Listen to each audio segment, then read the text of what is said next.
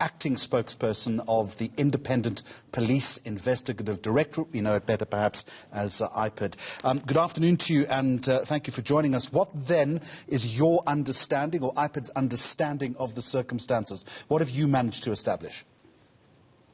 Hi, good afternoon, and thank you for inviting us.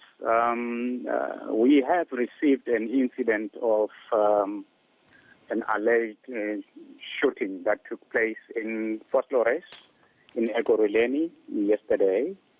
And the allegations are that the Ekurhuleni Metro Police officials were on patrol, and they were, enforcing the COVID-19 regulations. And they then noted some males who were drinking liquor. And what we also had is that when the police approached the very same people that were alleged to be drinking liquor, those people started to turn against the police officials. Apparently as well, we don't have facts as of now. Other community members also joined and attacked the police officials. The police officials then retaliated, and in the process, there was a person that was shot and killed, and he was shot in his home. During that process, there are minors that got injured, a 5-year-old, a 6-year-old, 11-year-old twins that were injured, and they were medical treated. And we finally did our investigation from yesterday evening and this morning, and 2 male people were identified. One was the police, it's a police official attached to Ekurhuleni Metro Police, and we have since arrested him.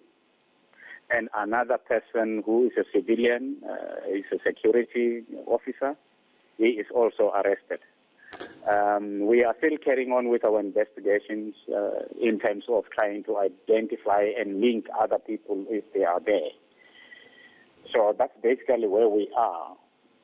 So at this point then, 2 in custody, possibly more to come. How many witnesses then have you spoken to at this point? Well, we would like just to indicate to the people of South Africa that we had spoken to a couple of witnesses. We wouldn't want to be divulging their names and their numbers, but we are, as I'm speaking to you, our investigators are still in the area and carrying on with the investigations. And these arrested people are expected to appear before Boksburg Regional Magistrate Court tomorrow, which is Tuesday, on the 31st of March 2020. Again, all in the realm of allegation at this point, but nonetheless a very serious allegation given the warnings that have been given by authorities to all law enforcement officials to act with as much restraint as possible. And I guess at this time the difficulty is police and, for that matter, the army maintaining a balance between sensitivity on the one hand and also strictly enforcing the law and the lockdown. Indeed. We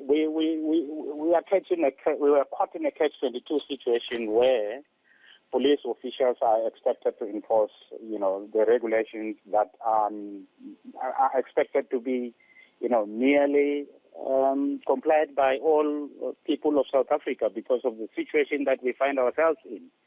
And, of course, we will have to find out exactly in this particular case as to whether there was really a need for them to use, the firearms that they have used.